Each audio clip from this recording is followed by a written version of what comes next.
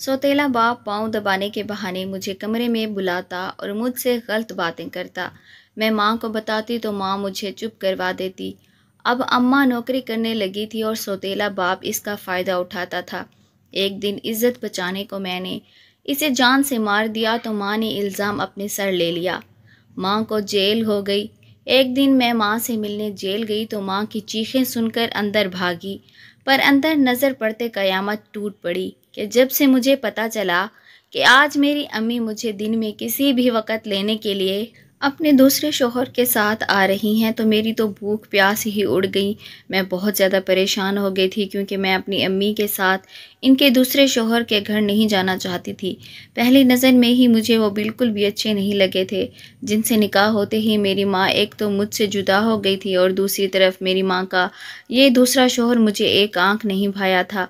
जिस वक़्त अम्मी के इनके साथ निकाह का सिलसिला चल रहा था तो वो कई बार अपनी बहन के साथ तो कभी अकेले मेरी खाला के घर आए तो वो मुझसे ख्वामख्वाह ही बहुत फरी होने लगे और मुझे इनकी यही आदत बहुत बुरी लगती थी।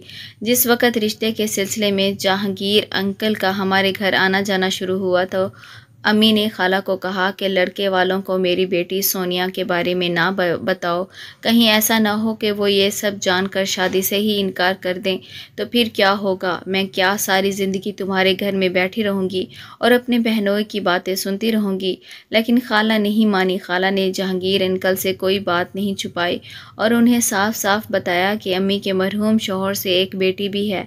अम्मी खाला से खफा भी हो गई, मगर खाला ने अम्मी को समझाते हुए कहा, अगर जहांगीर को शादी के बाद किसी भी मरहले पर यह पता चल गया कि तुम एक बेटी की माँ हो तो फिर इस वक्त ज़्यादा बड़ा मसला बन जाएगा। अगर पहले से सच्चाई मालूम हो तो बाद में आने वाली ज़िंदगी के बारे में कोई दिक्कत पेश नहीं आती, लेकिन अगर एक रिश्ते की बुनियाद ही झूठ पर रखी जाए तो फिर ऐसे रिश्ते देर पर साबित नहीं होते। तो अम्मी एकदम खाला को टोक कर बोली, शादी के बाद मैं सब निभा लूँगी, तुम क्यों कर फिक्र करती हो। तो खाला अम्मी की बात पर झुंझला कर बोली, पता नहीं तुम कब समझदार होगी। रुकैया, तुम मुझसे उम्र में बड़ी हो लेकिन कभी कभी बच्चों वाली बातें करती हो। चलो माना तुम्हारे होने वाला शौहर बहुत ही बड़े दिल का मालिक हो, लेकिन क्या तुम अपनी बहनोई को नहीं जानती किस कदर छोटे दिल वाले इंसान हैं। जब से तुम यहाँ पर आई हो इनका मूड हर वक्त ख़राब रहता है। तुम दोनों की वजह से मुझे सुबह शाम कितने ताने सुनने को मिलते हैं। ये तुमसे ढका छुपा हुआ तो नहीं है। बच्चों की जंजीर अगर मेरे पैरों में ना होती तो एक दिन भी मैं इस शौहर के साथ ना रहती। लेकिन तुम मुझे ये बताओ कि 5 बच्चे लेकर मैं आखिर जाऊं तो जाऊं कहाँ। मेरे तो इस बंदे के साथ नसीब फूट गए हैं तो मुझे तो गुजारा करना है। लेकिन सच्ची बात कहूँ, बुरा मत मानना, तुम्हारी शादी हो जाए तो फिर अपनी बेटी को अपने साथ ही रखो। मैं मज़ीद तुम्हारी बेटी को अपने घर में नहीं रख सकती और ना ही अब खामद की बातें मुझसे बर्दाश्त होती हैं। तुम जानती तो हो कि जब वो बोलने पर उतरते हैं तो बिल्कुल भी लिहाज नहीं करते। तो अम्मी खाला की बात सुनकर इस वक्त तो चुप हो गई, लेकिन दर हकीकत इनकी पूरी कोशिश थी कि खाला मुझे अपने होने वाले शौहर के सामने मुतारिफ ना करवाएं। लेकिन खाला ने अम्मी की एक ना चलने दी और खुले और वाज़ेह अल्फाज में इन्हें बता दिया कि मैं रुकैया की बेटी हूँ। इस बात पर अम्मी बहुत बिगड़ी, मगर खाला ने अम्मी को साफ साफ कह दिया था कि जिन्होंने रिश्ता करना होता है तो वो औरत के साथ साथ इसके बच्चों को भी कबूल करते हैं। इसलिए अगर इस बंदे ने तुम्हें कबूल किया तो ला महाला तुम्हारी बेटी को भी कबूल करेगा। दरअसल खाला बार बार अम्मी को जोर इसलिए दे रही थी कि खाला अब हमें मज़ीद अपने घर में रखने को तैयार नहीं थे।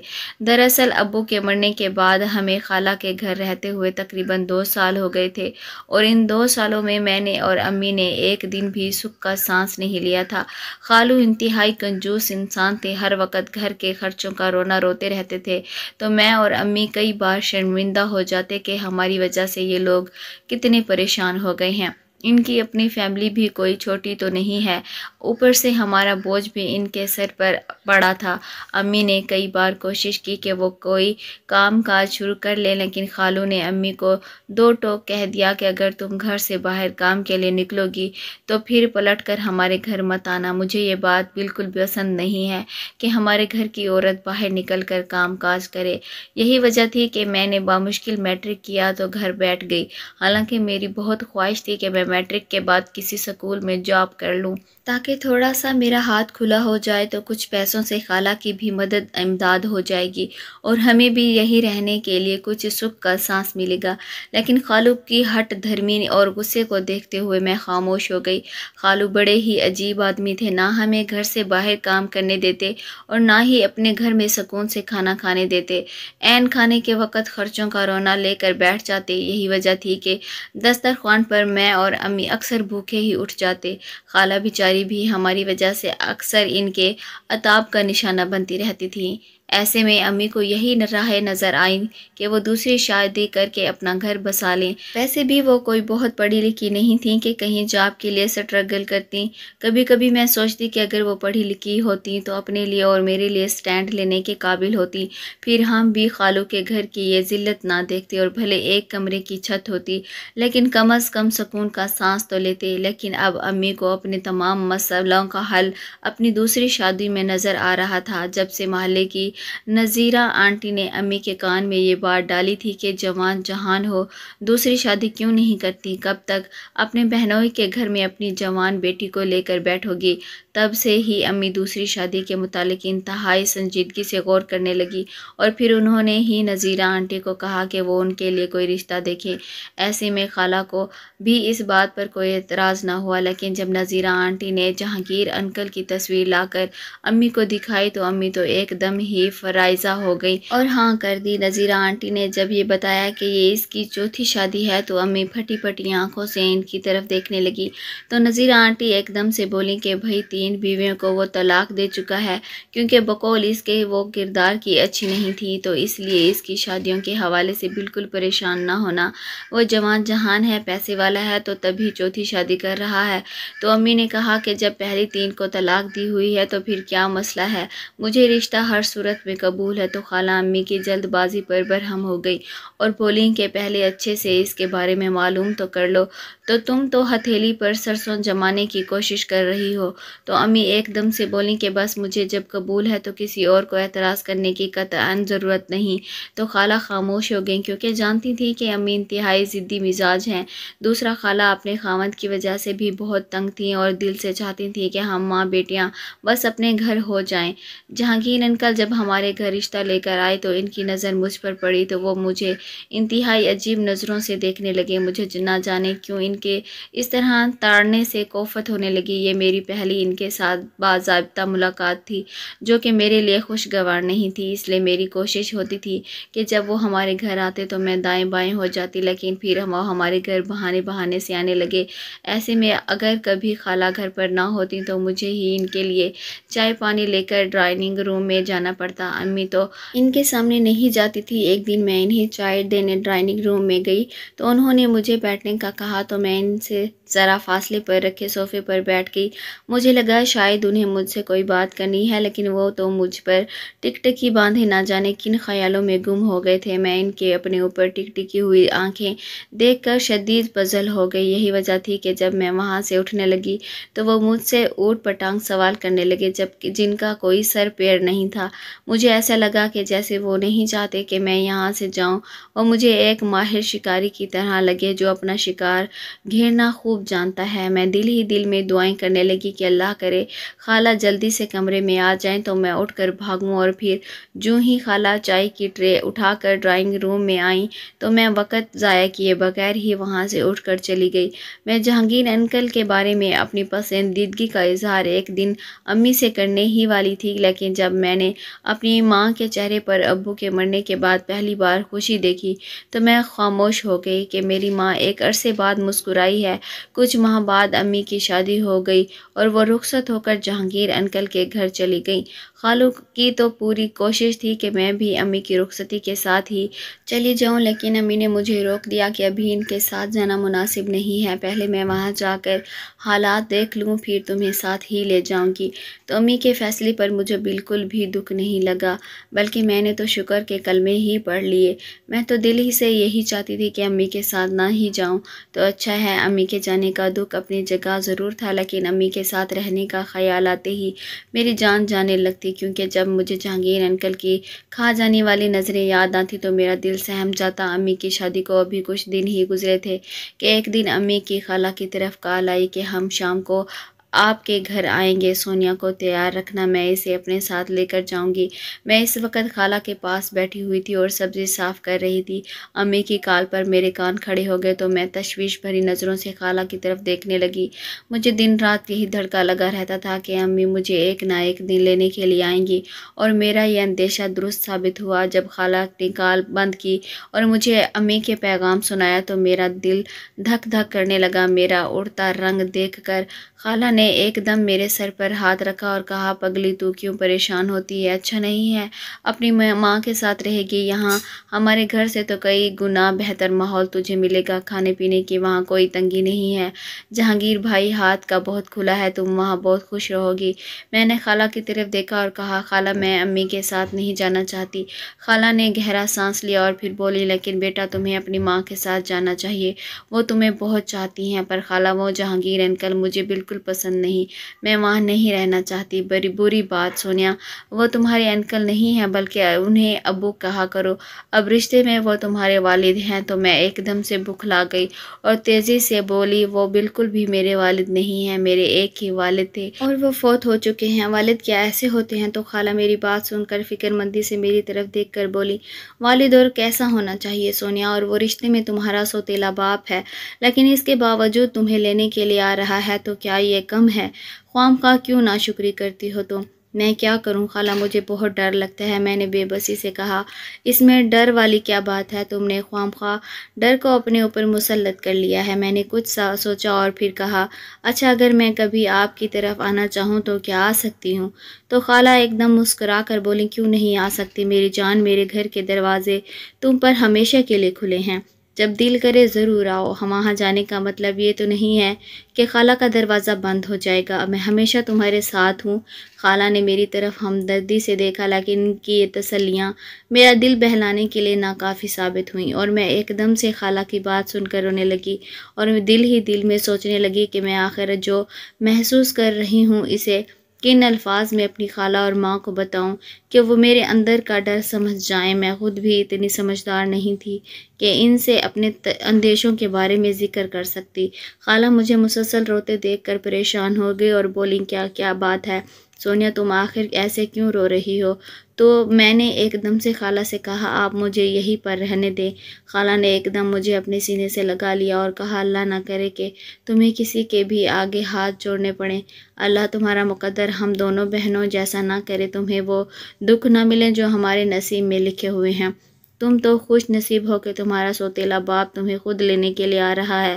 رقیہ بتا رہی تھی کہ جہانگیر نے خود کہا ہے کہ سونیا کو یہاں لے کر آؤ، اب یہ اس کا بھی گھر ہے۔ تمہیں کیا بتاؤں کہ تمہاری ماں یہ بات کرتے ہوئے کتنی خوش تھی، اور یہ تو کتنی خوش نصیبی کی بات ہے، ورنہ عموماً سوتیلے باپ کہاں اتنے فراخ دل ہوتے ہیں کہ پہلے شوہر کے بچوں کو قبول کریں۔ تو میں نے خالہ سے کہا کہ مجھے وہ بالکل بھی اچھے نہیں لگتے، پتہ نہیں آپ لوگوں نے ان میں کیا ایسا دیکھ لیا ہے۔ تو خالہ میری بات سن کر فکر مند ہو گئی اور بولی، تم بلا وجہ ضرورت سے زیادہ سوچ رہی ہو، جب تمہاری ماں مطمئن ہے تو تم کیوں پریشان ہوتی ہو؟ یہ تمہاری پریشانی کی عمر نہیں ہے، ہم ہیں تمہاری فکر کرنے والے، بس اب تم رونا دھونا بند کرو اور اچھے بچوں کی طرح شام کو اپنا بیگ تیار کر لینا۔ خالہ میری آنکھوں میں آئے آنسو کو پہنچتے ہوئے کمرے سے باہر چلی گئی تو میں پھوٹ پھوٹ کر رونے لگی۔ جانے کیوں مجھے اپنے ابو اس وقت بہت زیادہ یاد آئے، کاش وہ اس وقت زندہ ہوتے تو میں اتنی مشکل صورتحال سے نہ گزرتی۔ شام سے پہلے ہی امی اپنے دوسرے شوہر جہانگیر کے ساتھ مجھے لینے آئیں تو ان کا رنگ ڈھنگ دیکھ کر میں اور خالہ حیران ہی رہ گئے۔ انہوں نے انتہائی تیز رنگ کا لباس پہن رکھا تھا اور خوب تیز میک اپ کر رکھا تھا۔ بات بات پر امی خوب چہک رہی تھی تو خالہ امی کو دیکھ کر بہت خوش ہوئی۔ امی نے خالہ کو بتایا کہ جہانگیر بہت ہی خیال رکھنے والے شوہر ثابت ہوئے ہیں، میں جو اندیشے لے کر ان کے گھر گئی تھی وہ سارے کے سارے اندیشے غلط ہو گئے۔ آپ یہاں سے ہی اندازہ لگا لیں کہ وہ مجھ سے شادی کے دوسرے دن ہی کہنے لگے کہ سونیا کو جا کر لے آؤ، وہ وہاں تمہارے بنا تنگ ہو رہی ہوگی۔ امی بات کرتے کرتے کن نکھیوں سے میری طرف دیکھنے لگیں تو میں نے اپنا منہ دوسری طرف کر لیا۔ خالہ تو امی کی باتیں سن کر بہت مطمئن ہو گئے اور پھر وہ چائے بنانے کے لیے کچن میں گئی تو امی میرے پاس آ کر بیٹھ گئی۔ ہاں بھائی سونیا، تم نے اپنا بیگ پیک کیا یا نہیں؟ ہم زیادہ دیر یہاں نہیں ٹھہریں گے، جہانگیر کو ایک ضروری کام سے کہیں جانا بھی ہے۔ تو میں نے جھنجھلا کر امی سے کہا، امی آپ مجھے کیوں لینے کے لیے آ گئی ہیں؟ میں یہاں پر بالکل ٹھیک تھی۔ تو امی نے میری بات سن کر ایک دم مجھے حیرت سے دیکھا اور بولی، یہ تمہارا گھر نہیں ہے، تمہارا گھر وہاں ہے جہاں میں رہتی ہوں۔ اور پھر وہ انتہائی دھیمی آواز میں میرے کان کے پاس آ کر بولی، اس گھر میں جو ہم نے وقت گزارا ہے اللہ وہ کسی دشمن پر بھی نہ لائے۔ کہنے کو تو یہ میرے بہن اور بہنوئی کا گھر ہے، لیکن انہوں نے ہمیں ہر وقت سولی پر ہی ٹانگے رکھا۔ تو اب جب ہمیں حقیقی معنوں میں ایک چھت میسر آ گئی ہے تو تم کیوں اتنی بدبخت ہو کہ پھر بھی اسی جگہ رہنے کی کوشش مند ہو جہاں پر ہر پل دم گھٹتا رہا؟ تو میں سر پکڑ کر بیٹھ گئی۔ مجھے سمجھ نہیں آ رہی تھی کہ میں اپنی ماں کو کیسے سمجھاؤں کہ کم از کم یہاں خالو مجھے جہانگیر انکل کی طرح گندی نظروں سے تو نہیں دیکھتے، نہ زیادہ سے زیادہ غصے ہی کرتے ہیں تو وہ میں سہ لیتی ہوں، لیکن گندی نظروں کو کیسے برداشت کیا جا سکتا ہے؟ لیکن میں جانتی تھی کہ امی کو یہ سب سمجھانا فضول ہے، کیونکہ ایک تو مجھے انہیں سمجھانا نہیں آتا اور اگر کچے پکے لفظوں میں انہیں بتا بھی دیتی تو وہ میری بات نہ سمجھتی، کیونکہ وہ ابھی جہانگیر انکل کے نام کی مالا جپ رہی تھی اور ابھی انہیں جہانگیر انکل کے علاوہ اور کچھ بھی نہیں سوچ رہا تھا۔ یہاں تک کہ میرے چہرے پر آئی فکر مندی پر بھی وہ الرٹ نہ ہوئی۔ چائے پیتے ہی امی نے مجھے کہا، چلو سونیا اب ہم نکلتے ہیں۔ تو میں نے آخری بار کوشش کرتے ہوئے پھر امی کو انکار کرنا چاہا اور آس بھری نظروں سے میں نے خالہ کی طرف دیکھا، لیکن خالہ نے اپنی نظر مجھ سے پھیر لی، جو اس بات کا ثبوت تھا کہ وہ مجھے نہیں رکھنا چاہتی۔ تو میں نے خود کو اللہ کے سپرد کر دیا اور امی کے ساتھ خالہ کے گھر سے نکل آئی تو سامنے جہانگیر انکل گاڑی لے کر آئے ہوئے تھے۔ وہ گاڑی خود ڈرائیو کر رہے تھے تو امی ان کے ساتھ والی سیٹ پر جا کر بیٹھ گئی، جبکہ میں گاڑی کی بیک سیٹ پر جا کر ابھی بیٹھی ہی تھی کہ فرنٹ مرر سے دو گھورتی نگاہیں مجھ پر جم سی گئیں۔ کیسی ہو سونیا؟ ایک شیطانی مسکراہٹ کے ساتھ اس نے مجھ سے پوچھا۔ تو میں پریشان سی ہو گئی تو میں نے آہستہ سے کہا، ٹھیک ہوں، اور گاڑی کی ونڈو سیٹ سے باہر دیکھنے لگی۔ گاڑی چل پڑی، لیکن اچانک گاڑی کے فرنٹ مرر پر میری جب نظر پڑی تو میں نے دیکھا کہ جہانگیر انکل مجھے مسلسل دیکھے جا رہے ہیں۔ ان کا یوں مجھے بار بار دیکھنا بے چین کرنے لگا۔ میرے دل کی دھڑکن تیز ہو گئی۔ میں مسلسل اس طرح تاڑنے پر زچ ہو کر سوچنے لگی کہ ابھی اس کا یہ عالم ہے تو گھر جا کر کیا ہوگا۔ میں نے تسلی دیتے ہوئے خود کو سنبھالنے کی کوشش کی، لیکن بری طرح سے ناکام ہو گئی۔ لیکن سچ کہوں تو میرا دل اب اسے عزت دینے پر مائل نہ ہوا۔ جب ہم گھر پہنچے تو ایک عجیب سے خوف نے میرے دل کو گھیر لیا۔ یہ کافی پرانا گھر تھا جو بڑا ہی عجیب بنا ہوا تھا۔ مکمل بند گھر کو دیکھ کر تو میرا دل بند ہونے لگا۔ امی البتہ خوش نظر آ رہی تھیں، وہ مجھے اپنے ساتھ دیکھ کر مطمئن ہو گئی تھیں، جبکہ جہانگیر انکل کا رویہ انتہائی پراسرار تھا، جیسے مجھے چاہ کر بھی اگنور نہیں کر پا رہی تھی۔ لیکن دوسری طرف میں اپنی امی کے چہرے کی خوشیوں کو دیکھ کر ہلکی پھلکی ہو گئی۔ امی نے میرا بیگ اور سامان کمرے میں رکھوایا، جو کہ پہلے سے ہی انہوں نے میرے لیے تیار کر رکھا تھا۔ کمرہ صاف ستھرا تھا، یقیناً امی نے میرے لیے بہت محنت کی تھی۔ امی نے مجھے کہا کہ تم یہاں پر آرام کرو، تھک گئی ہوگی، میں ذرا جہانگیر کے لیے چائے بنا لوں۔ یہ کہہ کر وہ کمرے سے باہر چلی گئی۔ تو میں کمرے کو دیکھنے لگی جس میں برائے نام ہی فرنیچر تھا۔ نذیرہ آنٹی نے تو ہمیں یہ بتایا تھا کہ جہانگیر انکل بہت ہی پیسے والے ہیں، مگر ان کا گھر دیکھ کر تو کہیں سے بھی اندازہ نہیں ہو رہا تھا۔ لیکن اپنی چھت ہونے کا احساس امی کو خوشی دے رہا تھا اور میرے لیے یہ بات بہت بڑی تھی۔ شام کے وقت میں کمرے سے باہر نکلی، امی کچن میں مصروف تھیں اور انکل لاؤنج میں بیٹھے ٹی وی دیکھ رہے تھے۔ جیسے ہی میں وہاں سے گزری ان کی نظر فوراً مجھ پر مرکوز ہو گئی۔ ہیلو بیٹی، انہوں نے لفظ بیٹی کو کافی چبا کر بولا، لیکن میں نے بس ایک نظر انہیں دیکھا اور پھر نظریں جھکا کر کچن کی طرف جانے ہی لگی تھی کہ وہ فوراً اٹھ کر میرے قریب آ گئے۔ یہاں میرے گھر میں کیسا لگ رہا ہے؟ انہوں نے دھیمی آواز میں پوچھا۔ جی اچھا، میں نے نظریں جھکا کر جواب دیا اور جلدی سے پلٹنے کی کوشش کی، لیکن وہ ایک قدم اور قریب آ گئے۔ گھبراؤ نہیں، یہ اب تمہارا گھر ہے، آرام سے رہو، مجھے بھی اپنا ہی سمجھو۔ انہوں نے میرے کندھے پر ہاتھ رکھا اور ہلکا سا دبایا تو مجھے اپنی ریڑھ کی ہڈی میں جیسے سرد لہر دوڑتی محسوس ہوئی اور میں فوراً پیچھے ہٹی اور تیزی سے کچن کی طرف بڑھی، لیکن ان کی نظریں مجھے اپنی کمر پر محسوس ہو رہی تھیں۔ اپنا دھیان بٹانے کے لیے میں نے امی کا کچن میں ہاتھ پٹایا اور پھر جب واپس کمرے میں جانے لگی تو پھر انکل پھر میرے راستے میں آ کر کھڑے ہو گئے۔ تم کہاں جا رہی ہو؟ انہوں نے بہت آہستہ سے پوچھا تو میں ہڑبڑا سی گئی۔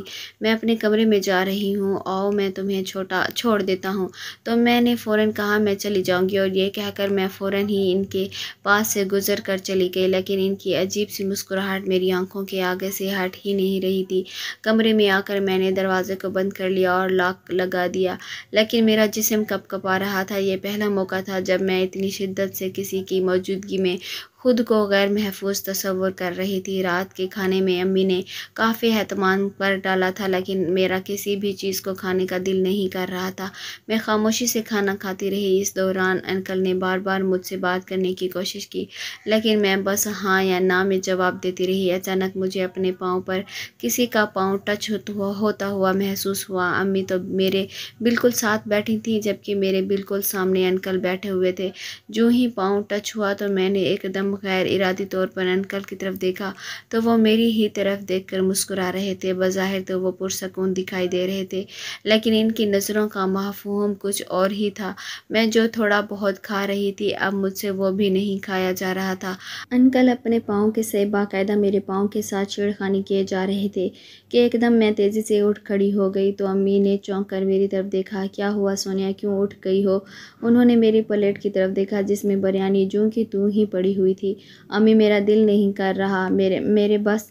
ارے کیوں دل نہیں کر رہا؟ بریانی تو تمہاری پسندیدہ ہے اور تمہاری ہی وجہ سے میں نے بنائی ہے۔ امی میری طبیعت ٹھیک نہیں ہے، میں آرام کرنا چاہ رہی ہوں۔ تو امی کی آنکھوں میں تشویش سی ابھری اور پھر میں ان کے جواب کا انتظار کیے بغیر ہی میں اپنے کمرے میں آ گئی۔ کمرے میں آ کر جو پہلا سوال میرے ذہن میں گونجا وہ یہ تھا کہ یہ سب ہوا کیا ہے؟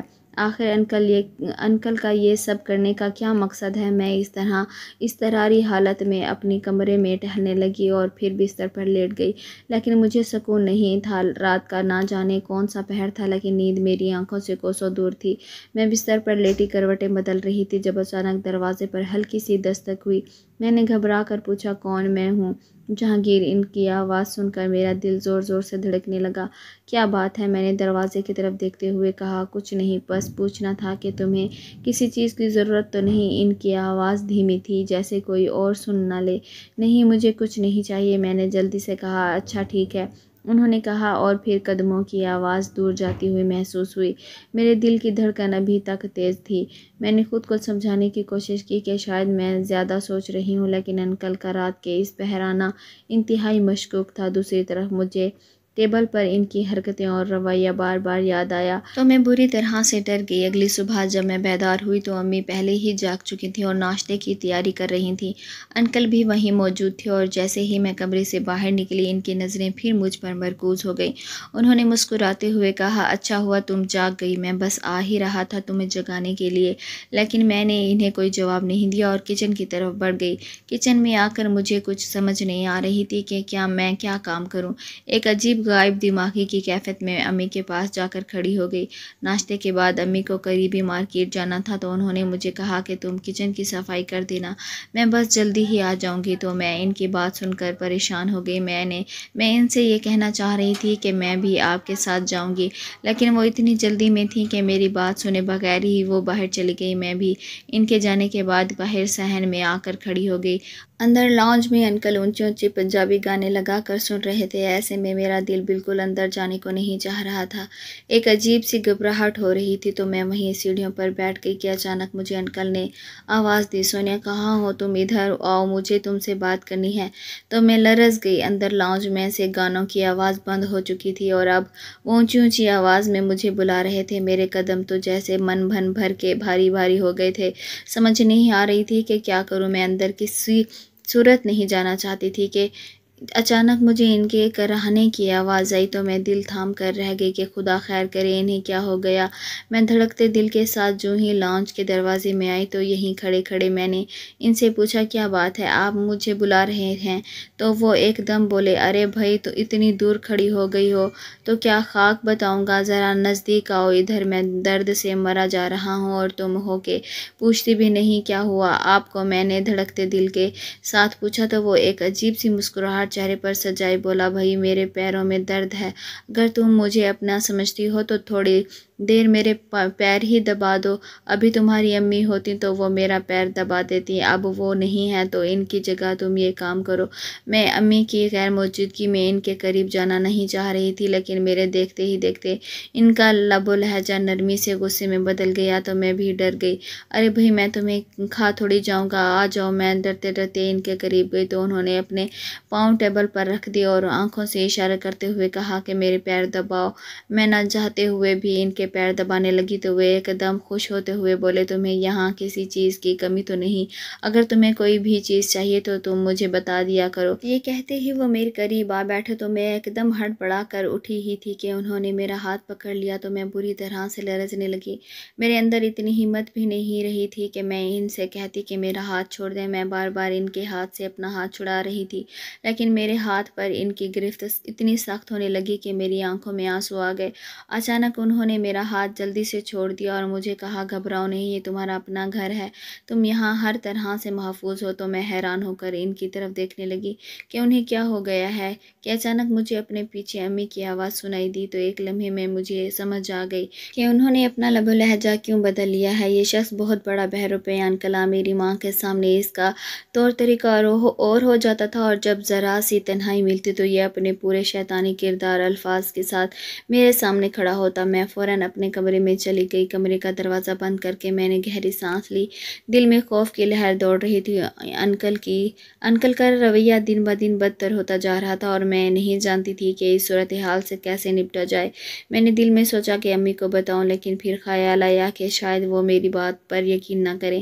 انکل کی یہ چھوٹی چھوٹی حرکتیں میری زندگی کو مشکل بنا رہی تھیں۔ تھوڑی دیر کے بعد امی میرے کمرے میں آئیں تو میں نے روتے ہوئے انہیں کہا کہ مجھے اکیلے چھوڑ کر مت جایا کریں، تو امی الجھن بھری نظروں سے میری طرف دیکھنے لگیں۔ پھر امی نے مجھے اطمینان دلایا کہ ٹھیک ہے، آئندہ میں جہاں پر بھی جاؤں گی تمہیں اپنے ساتھ لے کر جاؤں گی، تو میں مطمئن ہو گئی۔ اس دوران بس میری یہ کوشش ہوتی تھی کہ میں انکل کی موجودگی میں زیادہ تر اپنے کمرے میں ہی رہوں، لیکن جب وہ گھر سے باہر ہوتے تو میری کوشش ہوتی کہ میں فٹافٹ امی کے ساتھ گھر کے کاموں میں مدد کروا دوں۔ ایک دن انکل نے امی سے کہا کہ انہیں کاروبار میں کافی نقصان ہو گیا ہے، لہٰذا گھر کے نظام کو چلانے کے لیے انہیں کہیں نہ کہیں نوکری کرنی پڑے گی۔ تو امی ان کی بات سن کر پریشان ہو گئی اور بولی، میری تو تعلیم بھی نہیں ہے اور نہ ہی مجھے کوئی خاص ہنر آتا ہے، تو میں کیا جاب کروں گی؟ تو وہ ایک دم بولے کہ اس میں ہنر یا تعلیم کی ضرورت نہیں ہے، یہ اچار کی فیکٹری ہے اور تمہیں بس پیکنگ کرنی ہے، تو یہ کوئی اتنا مشکل کام نہیں ہے، ہفتہ 10 دن کے اندر سیکھ لو گی۔ تو امی خاموش ہو گئی، لیکن میں پریشان ہو گئی۔ جو ہی انکل گھر سے باہر نکلے تو میں نے امی سے کہا، امی آپ نے جہاں پر بھی نوکری کرنی ہے ضرور کریں، لیکن مجھے بھی اپنے ساتھ لے کر جائیں۔ میں نے غصے سے کہا تو امی پریشان ہو گئی اور بولی، ٹھیک ہے، کل تم بھی میرے ساتھ ہی چلنا۔ اگلے دن جب انکل امی کو لے کر فیکٹری جانے کے لیے نکلے ہی تھے تو میں بھی ساتھ چل پڑی۔ تو انکل نے بڑی حیرت سے امی کی طرف دیکھا کہ اس کو کدھر لے کر جا رہی ہو؟ تو امی نے کہا کہ یہ اکیلے کیسے رہے گی؟ تو وہ امی پر بگڑ سے گئے اور کہنے لگے، یہ گھر ہے میرا، تمہارے بہنوئی کی طرح کا استبل نہیں ہے کہ جس میں رہتے ہوئے تمہاری بیٹی ڈر جائے گی، اور ویسے بھی فیکٹری میں وہی لوگ جاتے ہیں جنہیں کام کرنا ہوتا ہے، ان کے ساتھ کسی اور کو اندر جانے کی اجازت نہیں ہوتی۔ تو امی نے کہا کہ ٹھیک ہے، یہ بھی میرے ساتھ فیکٹری میں کام کر لے گی، اسے بھی گھر میں بیٹھ کر تو بوریت ہی ہوتی ہے۔ تو انکل ایک دم بولے کہ کوئی ضرورت نہیں ہے اسے فیکٹری میں کام کرنے کی، ویسے بھی میں نے کون سا تم سے ساری زندگی فیکٹری میں کام کروانا ہے، بس کچھ مہینوں کی بات ہے، میرا کاروبار پھر سے جم گیا تو تم گھر میں بیٹھ کر راج کرنا۔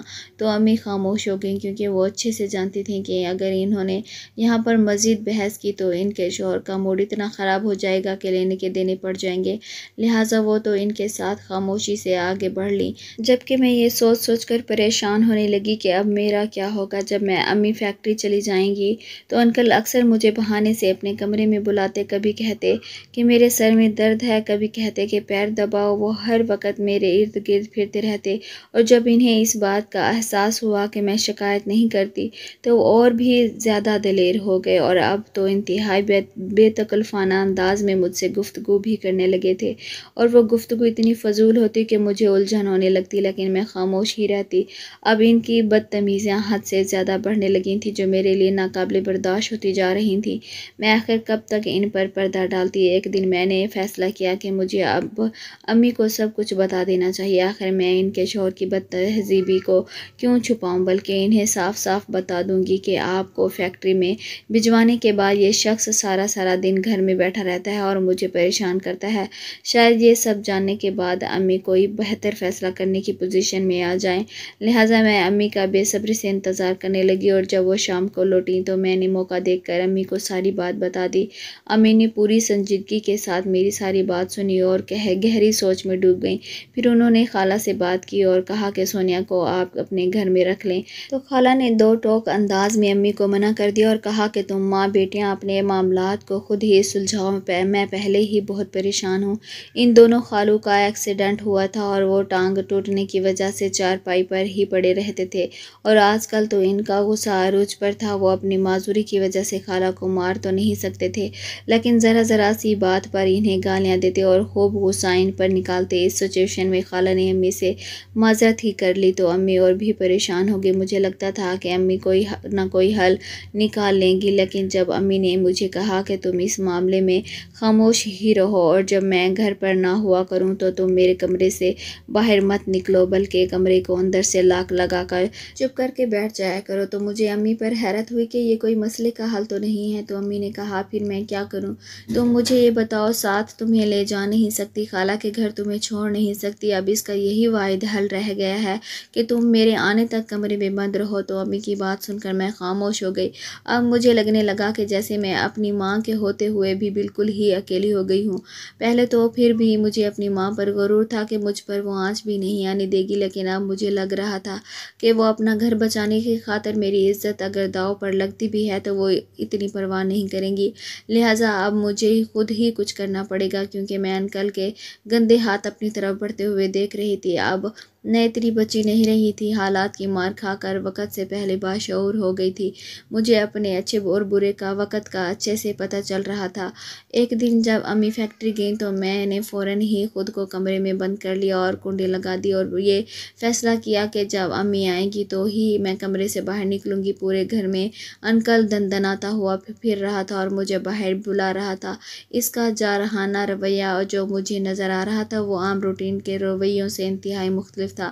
مجھے اس سے اپنی عزت کا بہت زیادہ خطرہ لاحق ہو گیا، لیکن خدا جانے اس نے کس طریقے سے دروازہ کھول لیا۔ حالانکہ میں نے دروازہ اندر سے مضبوطی سے بند کیا تھا، وہ جو ہی اندر داخل ہوا میرے رونگٹے کھڑے ہو گئے۔ اس نے اندر آتے ہی مجھے دبوچ لیا، لیکن میں بھی روز کے ڈر کے آگے یہ طے کر چکی تھی کہ اب اس سے مزید نہیں ڈروں گی، لہٰذا میں نے اپنی پوری طاقت لگائی اور اس کو اتنی زور سے دھکا دیا کہ اس کا ماتھا دیوار سے ٹکرایا اور وہ اوندھے منہ زمین پر گرا اور پھر اٹھ ہی نہ سکا۔ میں کافی دیر تک سکتے کی کیفیت میں کھڑی رہی، میرے حواس کام نہیں کر رہے تھے، لیکن جو ہی مجھے احساس ہوا کہ انکل دوبارہ سے اٹھ کر میری طرف نہیں آ رہا تو ایک دم سے میرا اعتماد لوٹ آیا۔ میں اسے پھلانگتے ہوئے کمرے سے باہر نکل گئی اور دروازے کو بند کر کے خود صحن میں آ کر بیٹھ گئی۔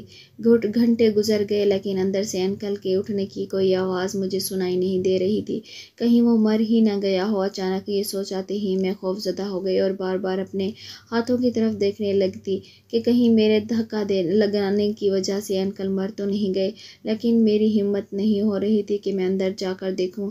دن ڈھل چکا تھا اور امی کے آنے کا وقت ہونے لگا تھا۔ میں بے چینی سے صحن میں چکر کاٹنے لگی تھی، اتنے میں دروازے پر دستک ہوئی تو میں دوڑ کر دروازہ کھولا۔ سامنے امی کھڑی تھی، میرے چہرے پر ہوائیاں دیکھ کر وہ پریشان ہو گئی اور بولی، سب خیر تو ہے سونیا؟ کیا بات ہے، کیوں گھبرائی ہوئی ہو؟ تو میں رونے لگی اور ان سے کہا، وہ اندر انکل۔ تو امی ایک دم سٹ پٹا کر میری طرف دیکھنے لگی، کیا ہوا جہانگیر کو؟ تو میں انہیں لے کر اپنے کمرے میں آئی تو انہوں نے دیکھا کہ ان کا شوہر مر چکا ہے۔ وہ ہکا بکا میری طرف دیکھنے لگی تو میں نے روتے ہوئے انہیں سب کچھ بتا دیا تو امی سر پکڑ کر بیٹھ گئیں۔ پھر ایک دم امی اٹھیں اور انہوں نے مجھے کہا کہ یہ سب میں نے کیا ہے، خبردار تم نے اگر کوئی لفظ بھی اپنے منہ سے نکالا تو امی کی بات سن کر میں پریشان ہو گئی۔ میں نے امی سے کہا کہ اس ابلیس کا خاتمہ میرے ہاتھوں ہوا ہے، آپ کیوں اپنے سر پر یہ الزام لیتی ہیں؟ تو امی نے مجھے کہا کہ میں تو اپنی آدھی زندگی گزار چکی ہوں، اگر آدھی جیل میں بھی گزر گئی تو مجھے کوئی فرق نہیں پڑتا، لیکن تمہارے سامنے ابھی پوری زندگی پڑی ہوئی ہے، لہٰذا کوئی حماقت مت کرنا، جیسے کہہ رہی ہوں ویسے ہی کرو۔ امی نے خالہ کو فون کیا اور انہیں بلا لیا اور خالہ سے کہا کہ اس کا بہت خیال رکھنا۔ پھر امی نے پولیس والوں کو کال کی تو آدھے گھنٹے کے اندر پولیس ہمارے گھر میں موجود تھی۔ امی نے خود اپنے جرم کا اقرار کرتے ہوئے سارا الزام اپنے سر پر لے لیا۔ جس دن امی کو جیل ہوئی اس دن میں بہت روئی کہ میری وجہ سے میری ماں آج اس حال کو پہنچ گئی، جبکہ امی مجھے کہنے لگیں کہ اس میں تمہارا کوئی قصور نہیں، کاش میری آنکھوں پر پٹی بندھی ہوتی تو تم اس درندے کے ہاتھوں اتنی پریشان ہی نہ ہوتی۔ امی کو بہت پچھتاوا تھا، لیکن اب کیا ہو سکتا تھا۔ میں پلٹ کر خالہ کے گھر چلی گئی، کیونکہ ان کے گھر کے علاوہ اس بھری دنیا میں میرا اور کوئی ٹھکانہ نہیں۔ میں نے امی سے کہا تھا کہ میں دارالامان چلی جاتی ہوں، لیکن خالہ نے مجھے کہا کہ دارالامان میں تو لڑکیوں کی عزت اور بھی غیر محفوظ ہے، لہٰذا میں تمہیں وہاں چھوڑنے کا رسک نہیں لے سکتی۔ بس اگر تمہارے خالو غصے میں کچھ بولیں تو اپنا کان بند کر کے زندگی گزارنے کی کوشش کرنا، اور میں نے ایسا ہی کیا۔ جب تک خالو زندہ رہے تو کوشش کی میں ان کے سامنے ہی نہ جاؤں اور جب چپ کر کے اپنا وقت گزارنے لگی، لیکن ان کی ڈیتھ کے بعد خالہ کی زندگی میں جیسے ایک سکون سا آ گیا۔ خالہ نے گھر کا نظام چلانے کے لیے ایک قریبی فیکٹری میں جاب کر لی اور میں نے بھی گھر کے پاس اسکول میں ٹیچنگ سٹارٹ کر لی۔ یوں خالہ اور میری آمدنی سے گھر کا نظام چلنے لگا۔ ساتھ ساتھ میں نے اپنی تعلیم کا سلسلہ بھی شروع کر دیا، کیونکہ میں چاہتی تھی کہ پڑھ لکھ کر اپنے پیروں پر کھڑی ہو جاؤں، کیونکہ زندگی میرے لیے پھولوں کی سیج نہیں تھی، اور نہ ہی میں اپنی زندگی میں کوئی امید باندھ رکھی تھی کہ کوئی آئے گا اور مجھے اس مشکل صورتحال سے نکال لے گا۔ مجھے جو کرنا تھا خود کرنا تھا، اس لیے میں نے اپنا ذہن بنا لیا کہ اب اپنی زندگی میں کسی سے نہیں ڈرنا اور بس آگے بڑھتے رہنا ہے۔ اس بھاگتی دوڑتی زندگی میں اگر کبھی امی کی یاد بھی بہت زیادہ ستاتی تو میں ان سے ملنے کے لیے جیل چلی جاتی۔ ایک دن میں ان سے ملنے جیل گئی کہ اچانک امی کی دردناک چیخیں میرے کانوں میں پڑیں تو میں گھبرا گئی، کیونکہ ویٹنگ روم کے ساتھ ہی امی کا سیل تھا اور میں اپنی ماں کی آواز ہزاروں میں پہچان سکتی تھی۔ میں ایک دم سے اٹھ کر کھڑی ہو گئی اور ڈیوٹی پر کھڑے کانسٹیبل سے منت کرنے لگی تھی کہ مجھے میرے ماں کے پاس لے چلو۔ میری آواز میں اتنا درد تھا کہ کانسٹیبل مجھے روتا دیکھ کر میری مدد پر آمادہ ہو گیا اور وہ مجھے لے کر اس سیل کی طرف آیا جس میں میری ماں بند تھی۔ میں جوں ہی سیل کے اندر گئی تو مجھ پر قیامت ٹوٹ پڑی، کیونکہ وہ درد ذیح سے گزر کر ایک چاند سے بیٹے کی ماں بن چکی تھی۔ یہ ان کا اور جہانگیر کا بیٹا تھا، لیکن اماں کو جہانگیر کے ساتھ ساتھ اس کی یاد دلانے والی ہر نشانی کے ساتھ شدید نفرت ہو گئی تھی۔ یہی وجہ تھی کہ انہوں نے اپنے بیٹے کی طرف دیکھنا بھی گوارا نہیں کیا اور ڈاکٹر کو کہا کہ اس بچے کو میری نظروں سے اوجھل کر دو، مجھے یہ بچہ نہیں چاہیے جس کے باپ نے میری بیٹی کی زندگی کو تباہ کرنے کی کوشش کی۔ بھلا اس کے بیٹے کو میں کیوں پالوں؟ تو میں امی کی باتیں سن کر پریشان ہو گئی۔ میں نے انہیں سمجھانے کی کوشش کی کہ امی اس میں اس معصوم بچے کا کیا قصور ہے، تو وہ میری طرف دیکھ کر رونے لگیں کہ کسی کا بھی کوئی قصور نہیں ہے، بس میرے فیصلے ہی غلط تھے، اپنی زندگی بھی برباد کی اور تمہاری بھی۔ تو میں انہیں تسلی دینے لگی کہ امی سب ٹھیک ہو جائے گا، آپ پریشان نہ ہوں۔ پھر میں نے وہ بچہ چپکے سے اپنی ماں کے پاس سے اٹھایا۔ یہ بچہ تھا تو اس شخص کا جس نے مجھے پوری دنیا میں سب سے زیادہ نفرت تھی، لیکن میں نے اپنی زندگی کا یہ عزم بنا لیا تھا کہ میں اسے ایک بہترین انسان بناؤں گی جس پر دنیا رشک کرے گی۔ میں اسے سکھاؤں گی کہ عورت کی عزت کیسے کی جاتی ہے۔ میں اسے لے کر گھر آ گئی اور اب اسے پالنے کی پوری ذمہ داری نبھا رہی ہوں۔ امی کی جیل میں ہی کچھ عرصے کے بعد ڈیتھ ہو چکی تھی اور ان کی ڈیتھ کے چند ماہ بعد ہی میرا ایک رشتہ آیا، تو خالہ نے خاموشی سے میرا نکاح کر کے مجھے رخصت کر دیا۔ الحمدللہ آج میں MA کر کے اپنے پیروں پر کھڑی ہو گئی ہوں۔ میں اپنی کہانی سے ہر اس لڑکی کو یہ بتانا چاہتی ہوں کہ زندگی میں اگر مشکلات آ بھی جائیں تو ان سے گھبرانا نہیں چاہیے، بلکہ ڈٹ کر مقابلہ کرنا چاہیے۔ پیارے ناظرین، کہانی پسند آئے تو ویڈیو کو لائک اور ہمارے چینل سچی کہانیاں اردو کو سبسکرائب کرنا نہ بھولیں، تاکہ آپ کو مزید کہانیاں اور واقعات مل سکیں۔ آپ کے خیالات ہمارے لیے اہم ہیں، تو کمنٹس میں اپنی رائے ضرور شیئر کریں۔